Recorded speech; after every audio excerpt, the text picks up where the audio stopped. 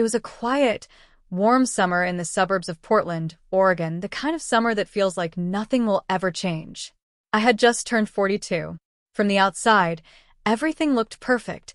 A beautiful home, a stable job, and a family I had poured my heart into. But inside, I was silently falling apart. My name is Melissa Carter. I married David 5 years ago. We met at a charity fundraiser. He was smart, kind, and recently divorced. His ex-wife had left him suddenly, leaving him to raise his teenage son, Ryan, alone. When we married, Ryan was 13, distant, guarded, and hurting. I tried everything to earn his trust. I never wanted to replace his mother, just to be someone he could count on. But for years, Ryan kept a wall up. By the time he turned 19 and left for college, our connection hadn't deepened much. Still, we respected each other from a distance. He only came home on breaks, barely speaking, always in his own world. I often wondered if he still resented me. Last summer, David had to travel to Singapore for work, a regular part of his job. I didn't mind the quiet. Ryan was home for summer break, and though we rarely interacted, the house remained peaceful. We lived like polite strangers. Then came the night that changed everything. It had been one of the hardest days at work. I came home emotionally drained.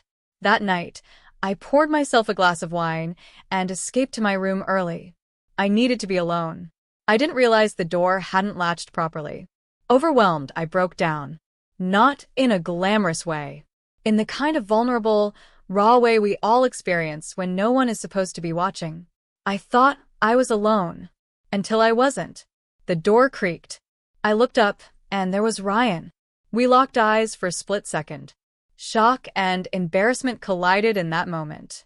He immediately turned and shut the door. My heart was pounding. I sat frozen, shame washing over me like a wave. The next morning, Ryan was nowhere to be seen. I agonized over whether to say something. Then, just as I was about to retreat back into silence, he appeared. "Melissa," he said softly, "can we talk?" He apologized. Not just for walking in, but for not knocking. He didn't want to intrude. I told him it wasn't his fault. Then he asked something I didn't expect. "Are you okay?" That question shattered my composure. I whispered the truth. "Not really." That conversation unlocked something between us. Over the next few days, Ryan started showing up more, sharing coffee in the mornings, helping in the garden, even cooking dinner. Slowly, quietly, we built a bridge across the silence.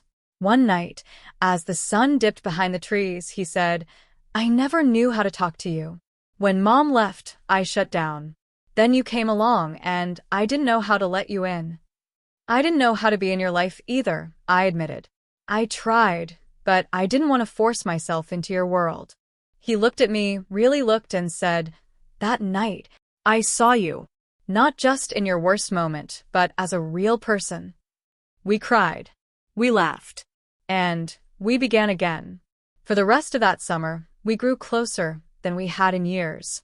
He told me about his fears, his anxiety about college, his dreams. I shared my struggles, how I sometimes felt invisible in my marriage, how I battled loneliness. He started calling me Mel, a name he once used with sarcasm, now filled with affection. When David returned, he noticed instantly. "You two seem close," he remarked. Ryan smiled. We had a good summer. A few weeks later, before leaving for college, he hugged me tight and whispered, "Thank you for letting me see you." That moment wasn't about shame. It was about healing. Because sometimes, it's in the most awkward, unplanned moments that real human connection is born. That summer, we didn't just see each other. We saved each other. And for that, I'll always be grateful.